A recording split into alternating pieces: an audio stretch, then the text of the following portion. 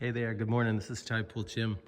I've been out along the shore this morning collecting some sugar kelp, Laminaria genus. Just looking at some bycatch here. There's a little snail called the kelp snail and totally just hangs out and grazes on. You can see the little grazing pattern there where they've eaten away the frond. And let's see, there's another one right here. These guys are, a typical snail, a univalve. If they're not eating the kelp itself, they're actually grazing on the little film of other algae that grows on kelp. Some here. Yeah, these seaweeds, so we collect and dry them and sell them for consumption. I've got a whole basket here. Fresh out of the cold, icy waters of Cobscook Bay.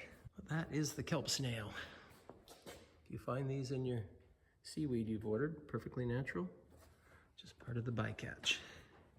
They're eating the kelp, we're eating the kelp. Pretty stuff in the sunlight.